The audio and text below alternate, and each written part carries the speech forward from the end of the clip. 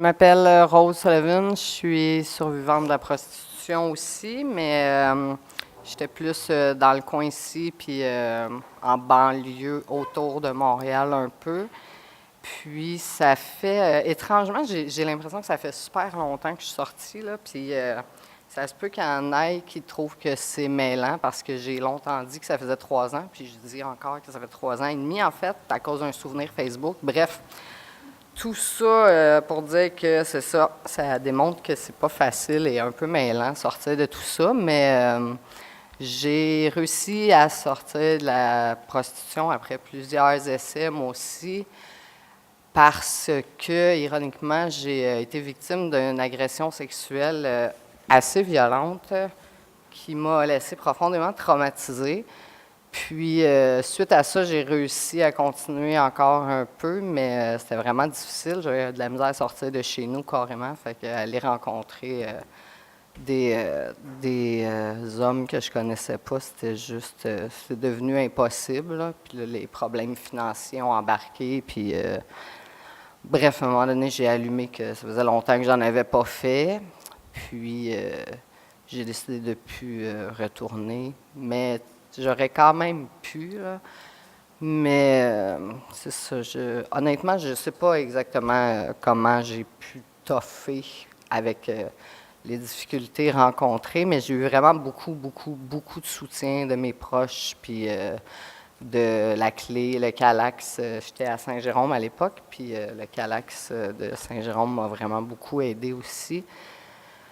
Mais c'est ça. Je ne sais pas trop par où commencer, honnêtement. Je vais comme raconter un peu, puis je pense que ça va venir tout seul parce que ce qu'il faut, c'est que je parle de l'IVAC, que j'ai bien connu en long, en large. Puis là, maintenant, j'aide des femmes qui souhaitent sortir de la prostitution ou qui en sont sorties, mais qui conservent des traumatismes. Donc, je connais beaucoup de femmes aussi qui font affaire ou qui ont tenté de faire affaire avec l'IVAC.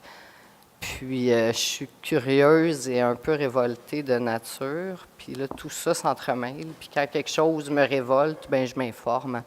Donc, j'ai quand même assez étudié l'IVAC, puis je m'amuse à lire leur rapport annuel à chaque année, puis à trouver ça très drôle, ce qui est écrit dedans. Donc, c'est ça. Je ne suis pas spécialiste ni rien, mais je pense que je connais bien le sujet, sauf que c'est ça. Bref, pour commencer, en gros, c'est ça. Dans mon cas, c'est surtout pour montrer la pertinence de l'aide que j'ai demandée et qui finit par m'être accordée 3 ans et demi plus tard, mais minimalement, c'est ça. Moi, j'ai été agressée en novembre 2012. Puis, je ne vais pas raconter les détails, mais c'est... tu sais, il y en a des fois qui se disent comment tu peux être agressé alors que c'est ta job, genre. Mais, tu sais, je veux dire, n'importe qui qu'on pourrait convenir que, ouais, là, ça a vraiment dépassé les limites qui étaient fixées à la base, puis c'était extrêmement violent, là. Puis je pense pas que aucune femme accepterait ce qui s'est passé, même en étant payée. Puis après, je suis retournée chez nous parce que c'est ce qu'il faut faire dans la vie. Puis j'étais déjà super traumatisée. J'étais persuadée qu'ils me pourchassaient en auto. Puis j'ai pris des raccourcis. J'étais plus là du tout. Puis après, j'ai réussi à faire 2 semaines comme si de rien n'était. Mais après 2 semaines, j'ai dit à une amie ce qui s'était passé.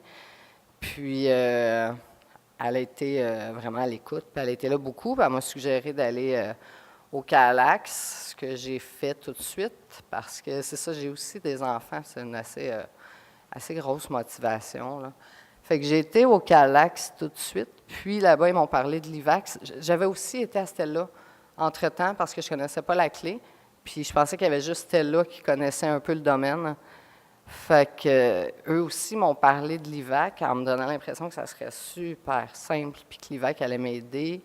Mais ça impliquait que je retourne, puis j'avais pas vraiment envie, pour vrai, parce que j'avais pas trop aimé le discours qu'elle tenait, parce que j'étais déjà abolitionniste sans trop le savoir, là, sans connaître même le courant abolitionniste. Fait que bref, je suis allée au Calax, et puis elle m'a aidé à remplir mes papiers pour être sur l'aide sociale. Puis c'est ça, j'ai vraiment une capacité, je suis capable de remplir des formulaires, je suis capable de m'exprimer, je suis capable d'écrire très bien, mais j'avais besoin d'aide pour me rendre au bureau d'aide sociale, pour trouver les papiers de l'IVAC. J'étais absolument incapable de faire quelques démarches que ce soit toute seule. Puis en fait, c'est ça, m'a guidée vers le CAVAC et eux m'ont aidé à remplir les papiers. Et j'ai eu la réponse, la première réponse que j'ai eue de l'IVAC, j'ai fait ma demande un mois après l'agression. Ça a été vraiment difficile parce qu'il faut relater les faits. Ce n'est pas nécessairement simple de relater des faits qu'on aimerait oublier, puis en fait, c'est ça, avec la dissociation, le stress post-trauma, il y a même des bouts qu'on oublie des fois. Mais je ne sais pas, j'ai réussi. Puis, un mois après, j'ai eu une lettre de l'IVAC qui me demandait pourquoi j'avais attendu plus qu'1 an avant de faire ma demande. Je me suis dit, bon, ils ont fait une erreur.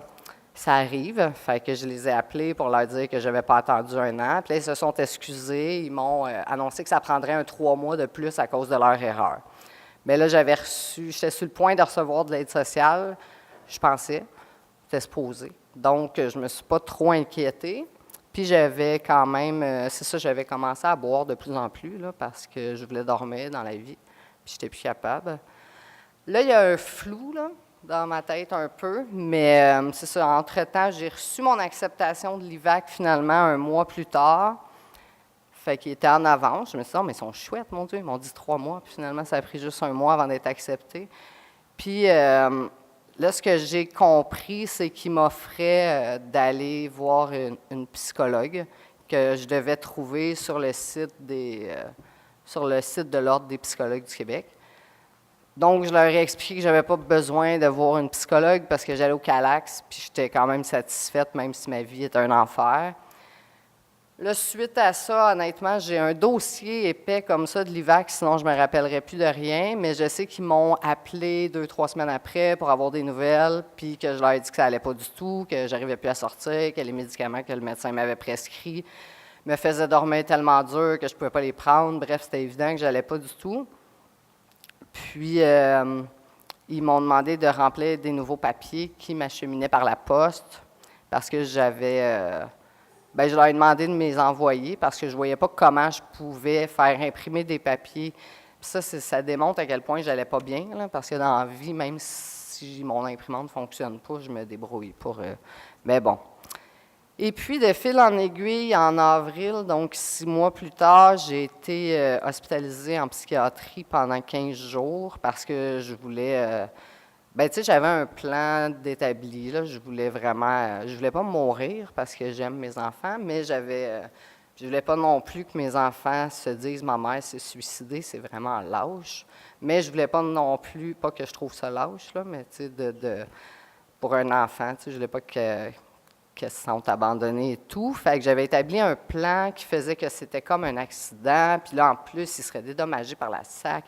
C'était absolument, complètement ridicule, mais quand ça faisait 4 fois que j'allais à l'hôpital, tu sais, c'est ça, il y a l'IVAC, mais il y a tout... Moi, je considère que l'IVAC fait preuve d'une certaine violence institutionnelle, puis il y a d'autres institutions aussi. Là, j'ai été pour la 4e fois à l'urgence de l'hôpital, puis là, étant donné que j'avais un plan précis, détaillé, ils m'ont gardé. Mais il était vraiment temps. Puis, pendant que j'étais hospitalisée, je prenais 10 médicaments par jour, dont 9 qui gèlent. Puis, j'ai eu des conversations avec mon agent de l'IVAC, qui s'est ensuite questionné sur le pourquoi du comment, je ne me rappelais plus ce qui s'était dit et tout, et qui a écrit dans mon dossier que j'étais de mauvaise foi et que j'avais... mes histoires ne se tenaient pas, quelque chose comme ça. Bref, c'est écrit noir sur blanc dans mon dossier. J'ai vraiment fait un saut 1 an après quand je l'ai reçu. Puis, c'est ça, tu sais, je ne raconterais pas tout ça, puis je ne dénoncerais pas l'IVAC si j'étais une exception, mais c'est très courant, puis c'est tellement pas comme des... Tu sais, je veux dire, les femmes que j'aide, qui ont fait affaire avec l'IVAC, ne sont pas surprises d'entendre ce que je dis, comme je ne suis pas surprise d'entendre les absurdités qui vivent. Donc, pour faire une histoire courte, là, parce que je ne veux pas non plus m'étendre trop longtemps, c'est ça. Suite à ça, j'ai été vivre avec ma mère parce que j'étais inapte à vivre seule, puis à m'occuper de mes enfants. Fait que j'aurais pu soit placer mes enfants, ce que toute mère a énormément envie de faire dans la vie. Fait que je ne l'ai pas fait, puis j'ai été vivre avec ma mère à la place et j'ai perdu l'usage de mes jambes pendant quelques mois, mais je ne sais pas, peut-être complètement pendant un mois, mais après ça venait, ça partait, tu sais, le moindre stress, genre ma fille criait parce qu'elle s'était fait mal, j'y reperdais, c'était ridicule. Puis j'ai eu une marchette, une canne, puis il y a beaucoup de témoins. Là. Je vivais dans une petite ville, tout le monde me connaissait, j'étais la petite femme à la canne. Là, puis... Mais malgré tout, quand j'ai fait parce que là, j'avais fait une demande d'acceptation à l'IVAC, tu sais, une demande de base à l'IVAC, mais là, après, il fallait que je détaille les services que je voulais. Puis je voulais une indemnisation parce que j'étais pas juste dans l'industrie du sexe, tu sais, j'avais aussi une autre entreprise, puis je pouvais plus rien faire du tout. Puis j'étais passé de 30 000 par année à 12 000, je pense, sur l'aide sociale quand on a des enfants là, et qu'on a des gros besoins. Peut-être 13, 14, je ne sais pas. Mais bref, fait que je voulais être indemnisée pour le temps où je ne pouvais pas travailler. Puis j'avais de la misère à croire que je m'en remettrais. Fait que j'ai aussi demandé des indemnités pour dommages permanents. Puis ça a été complètement refusé parce que je n'avais pas dit à l'IVAC que j'étais inapte à m'occuper de moi-même au quotidien. Fait que là, je me suis dit, bon, je me suis peut-être mal exprimée, puis on a recommencé. Puis ça a pris environ 1 an avant que je perde vraiment ma coche à une agente d'IVAC, parce que ça faisait 2 ou 3 fois que je leur disais que j'avais perdu l'usage de mes jambes, puis qu'eux insinuaient que j'étais capable de m'occuper de moi-même toute seule. Puis j'avais encore beaucoup, beaucoup de symptômes de stress post-traumatique, puis je me sentais absolument pas apte à vivre seule, fait que je considérais pas que mon niveau de vie était le même qu'avant, loin de là. Donc, quand c'est arrivé, j'étais en lien avec la clé et je me suis fait suggérer de... Bien, j'avais déménagé, excusez, je saute du coq à l'âne, mais j'avais aussi déménagé entre-temps, ce qui m'a permis de constater qu'un des problèmes aussi, c'est que les CAVAC sont là pour nous aider à gérer tout ce qui entoure l'IVAC, mais d'un CAVAC à l'autre, les services sont assez différents, puis il y en a qui en offrent beaucoup plus, il y en a qui en offrent moins, il y en a qui sont plus au fait de certaines problématiques, d'autres moins. Donc, celui avec qui j'étais en lien dans ma nouvelle région était absolument pro-travail du sexe. Leur façon de parler m'énervait profondément, là, parce qu'il semblait même dire que c'était peut-être plus la CSST, parce que c'était au travail que ça s'était passé. Fait que je me suis dit que c'était peut-être mieux que je prenne une avocate. Ben, en fait, je pense que c'est la clé qui m'a suggéré ça, ou une femme qui travaille dans un CAVAC, mais ailleurs que dans ma région. Et j'ai pris une avocate et ça m'a aidé beaucoup parce que j'avais pu être en lien avec l'IVAC. Puis juste de parler avec les agents, des fois, il y en a qui étaient tellement méprisants. En partant, j'avais demandé à une agente, pas un agent, parce que moi, j'imaginais un client au bout du fil, puis je me disais, c'est ridicule. Mais ça n'a pas été possible parce que leurs effectifs ne sont pas assez gros. Donc, je n'ai pas pu avoir une agente femme, puis je connais beaucoup de filles qui ont voulu une agente femme, qui n'ont pas pu non plus. Mais j'ai de la misère à croire que c'est pas possible, bref. Puis en même temps, ils me demandaient sans arrêt de faire l'impossible. Je trouve que ça a arrêté la moindre des choses, mais bon. Puis l'avocate et moi, 1 an après que je l'ai pris, donc 2 ans après l'événement, on a finalement pu aller au dernier. On pouvait faire 3 appels, là, j'étais rendue au dernier. Là. Puis, elle a commencé, quand je l'ai pris, elle était stagiaire, elle finissait son stage. Là, quand on s'est finalement pointé suite à un rendez-vous, enfin, elle était devenue avocate. Puis, je l'avais avertie, mais elle a vraiment capoté parce que c'est ça, le traitement était complètement inhumain. J'ai vraiment eu l'impression que leur but, c'était de m'intimider, même au téléphone, tu sais, que le but, c'était de m'intimider pour que j'abandonne. Puis, elle a vraiment partagé mon impression quand on a été partis parce que mon agente était là puis elle était complètement froide. Elle a insinué que je profitais du système parce que j'avais été sa CSST 2 semaines dans ma vie. Elle a insinué aussi que, étant donné l'enfance que j'avais eue, c'était normal que je sois complètement fuckée, puis que l'agression ne changeait rien à ça. Ça aurait fini par être comme ça, anyway. Elle a insinué que j'avais caché des choses parce que j'avais oublié des détails vraiment insignifiants de l'événement ou de ensuite, qu'est-ce qui s'était passé dans les 2-3 mois après. Mais j'ai une super bonne avocate qui a expliqué à chaque fois. Ouais, elle a un stress post-trauma, c'est pour ça. Mais là, mon stress post-trauma, il y a beaucoup de détails. Je suis désolée. Mon stress post-trauma avait déjà été diagnostiqué 4 fois, mais pas par une psychologue mandatée par l'IVAC. Fait que ça passait pas. Fait que c'était comme si je n'avais pas de stress post-trauma parce que c'était pas une psychologue mandatée par l'IVAC qui l'avait diagnostiqué. Mais quand on s'est présenté en appel, ça venait juste d'être diagnostiqué par une de leurs psychologues. Donc là, je saute au dossier les psychologues mandatés par l'IVAC. Ça, c'est ça. Eux disent d'aller sur le site de l'Ordre des psychologues et de te trouver un ou une psychologue. La règle générale, les femmes qui ont été agressées sexuellement préfèrent souvent une psychologue, fait que ça en bloque déjà une couple. Puis si tu es à mobilité réduite, puis que tu vis dans une petite ville, ça en bloque aussi plusieurs. Fait que c'est pour ça que ça avait été long avant que j'aille voir une psychologue de l'IVAC. Et ça a aussi été vraiment long avant que je comprenne que c'est ça que ça prenait pour débloquer quelque chose. Mais quand j'ai relu mon dossier, j'ai compris que c'est parce qu'il ne me l'avait pas dit. Fait que je me suis pardonnée d'avoir pas compris rapidement. Mais c'est ça, à un moment donné, on finit par me dire « Mais ça te prend une psychologue de l'IVAC, on s'en fout qu'il y ait 3 psys qui t'aient diagnostiqué un stress post-trauma sévère. » Ils ne me l'ont pas dit comme ça, là, mais c'est comme ça que je l'ai entendu dans mes oreilles. Mais bref, fait que, là, ça venait d'être diagnostiqué par la psychologue de l'IVAC, que j'ai trouvé après avoir fait maintes et maintes recherches, parce que les psychologues mandatés par l'IVAC aussi trouvent que c'est lourd, l'administration de l'IVAC et tout. Fait qu'il y en a beaucoup qui décident de faire ça en se disant « ça va m'apporter des clients et tout, des clientes ». Finalement, ils se disent « ah, l'IVAC, c'est vraiment chiant comparé à d'autres institutions, donc je vais les lâcher ». Fait que je trouve ça important de le spécifier aussi, là, parce qu'eux, ils sont crédibles, alors que les femmes qui ont un vécu en lien avec la prostitution, c'est bien connu, on n'a pas de crédibilité. Donc, j'avais fini par me trouver une psychologue qui faisait absolument pas mon affaire, pour vrai, et qui avait elle aussi un discours pro-travail du sexe, mais que j'ai enduré en me disant « j'aimerais un jour que justice soit rendue ». Donc, je vais endurer son discours ridicule et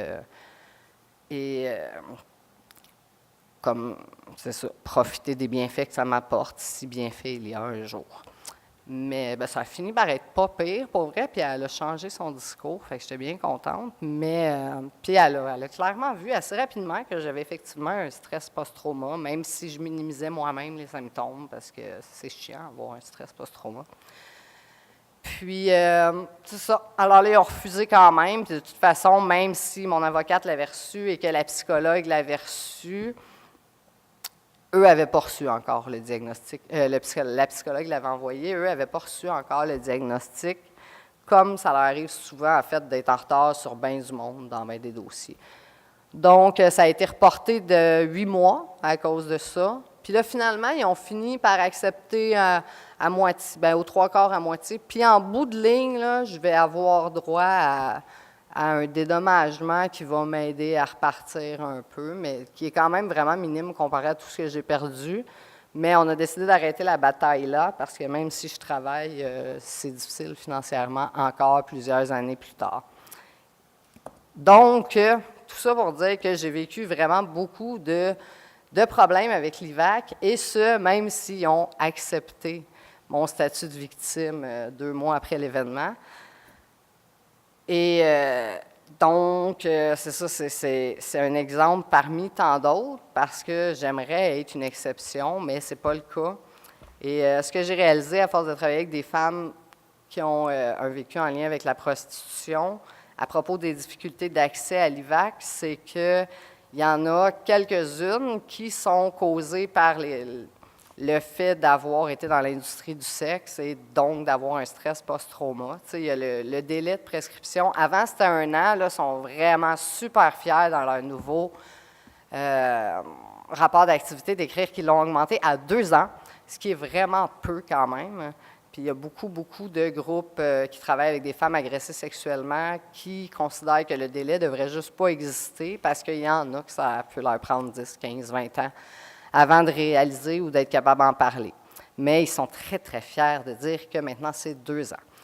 Fait que, donc, en partant, une femme qui a fait sa demande plus que 2 ans après, depuis 2013 ou 1 an après. Là, il faut qu'elle justifie le pourquoi du comment elle a fait sa demande en retard, ce qui est complexe quand même quand tu viens de sortir un peu des brumes du stress post-trauma qui est tout frais, là. Il y a aussi, c'est ça, tu sais, les trucs propres à la prostitution, justement, là, la dissociation. La dissociation, ce que ça fait, en fait, c'est que tant que tu n'es pas un peu minimalement soigné, ça se peut que tu aies des séquelles physiques que tu ne ressens pas. Fait que là, c'est ça, ils se vendent de beaucoup de choses, là, mais ils n'ont pas le choix de quand même avouer que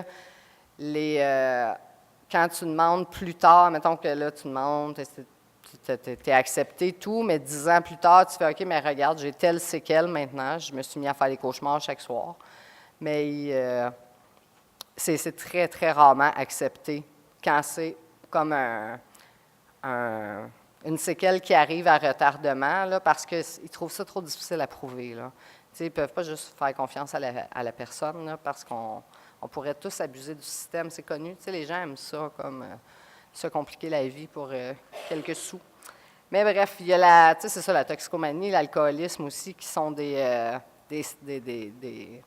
symptômes du stress post-trauma qui font que forcément on est désorganisé. Puis en même temps, c'est une façon de survivre. Fait que c'est sûr que tu n'as peut-être pas en tête de faire une demande à l'IVAC quand tu te gèles pour survivre. Il y a aussi le fait, ça c'était ce qui provient des femmes comme telles, ou plutôt de leur vécu dans la prostitution, mais il y a le fait que, tu sais, il y a eu l'erreur quant au délai que je n'aurais pas respecté, que finalement ils se sont excusés, mais ça a retardé de 3 mois. Et ils font quand même beaucoup d'erreurs dans plusieurs dossiers. Puis, tu sais, des fois, on est porté à se dire, mais c'est peut-être moi qui se mélange, tu sais, mais quand tu lis le dossier, tu fais, ah, mais non, Colin, ils l'écrivent noir sur blanc, ils l'assument, puis ce qu'ils écrivent, c'est qu'ils se sont excusés. Mais ils ont aussi fait une erreur ils devaient me payer mon déménagement parce que j'avais plusieurs personnes, tu sais, c'était une agression programmée dans le but de me briser. Fait qu'il y avait comme un groupe derrière ça.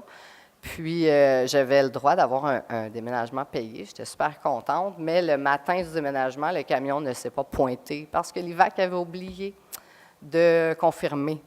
Fait que ça m'a provoqué vraiment beaucoup de stress, chose qu'il fallait que j'évite. Puis, ça m'a coûté, tu sais, j'ai fait comme, ça a eu des conséquences atroces, là, parce qu'il y a un gars qui m'a aidé, qui m'a ensuite harcelé. Le harcèlement étant un crime que l'IVAC ne couvre pas comme d'autres. Mais bref, puis finalement, ils m'ont remboursé 900 $ sur un 2000 $ que ça m'avait coûté, alors qu'ils étaient prêts à payer 2500 pour le 18 roues qu'ils m'ont jamais commandé. Fait qu'ils font des erreurs comme ça, qui retardent, puis on dirait vraiment que le but est qu'on se décourage puis qu'on abandonne. Mais dans mon cas, je ne pouvais pas parce qu'il y avait aussi l'aide sociale qui m'harcelait pour savoir ce qui se passe avec l'IVAC, parce que c'est l'IVAC qui devait me payer, mais l'aide sociale m'en prêtait. C'est toutes des choses qui semblent compliquées comme ça et qui sont encore vraiment plus compliquées quand tu es médicamenté puis stress post-traumatisé. Puis c'est ce qui fait que les femmes se rendent très, très rarement au bout de la démarche. Mais je me suis rendue au bout parce que c'est ça, j'aime pas ça, me faire niaiser. Alors, même quand l'aide sociale a dit comme c'est beau, tu peux comme arrêter tes démarches avec l'IVAC, je me suis dit, mais non, mais j'ai pas subi tout ça pour rien. Puis, fait que bref, j'ai continué, puis il y a des femmes maintenant qui m'appellent là, pour avoir des trucs pour l'IVAC. Fait que, tu sais, ce que j'ai appris avec le temps et les femmes que j'aide, c'est que la grosse majorité des crimes qu'on subit quand on est dans la prostitution ne sont pas couverts par l'IVAC. J'ai une liste ici de crimes pas couverts par l'IVAC. Là, je vais vous la lire. Après, j'ai presque fini. Ça doit faire trop longtemps que je parle, hein, que j'arrête. Bien, il y a, en fait, là, de tous les crimes sexuels qu'on peut vivre, il y a l'agression sexuelle armée, l'agression sexuelle grave.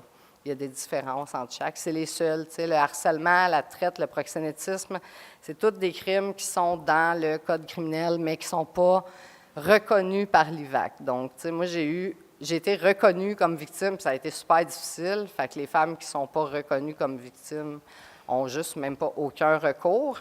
Mais en même temps, il y a des crimes dans la liste des crimes couverts par l'IVAC que toutes les femmes qui ont été sous l'emprise d'un proxénète ont subi. Mais il n'y a aucun risque que l'IVAC fasse, écoute, le proxénétisme n'est pas couvert, la traite non plus, mais par contre, les voies de fait le sont, l'intimidation par la violence. Fait que, tu sais, on a vraiment toute l'impression qu'il y a un manque de volonté d'aider autrement qu'en donnant une thérapie qui, règle générale, est très, très mal adaptée à la réalité des femmes prostituées. Fait que j'ai beaucoup parlé, puis j'ai pas l'impression d'avoir fait le tour du sujet. Il faudrait vraiment, on pourrait écrire une brique là-dessus. Mais c'est ça, je vous invite, si vous avez du temps, à aller lire les rapports annuels de l'IVAC qui sont assez cocasses quand on sait ça. Puis on voit très bien la façon détournée de parler juste de ce qui semble aller bien. Je pense que c'est tout, là. De toute façon, au pire, si vous avez des questions, je ne serai pas loin après.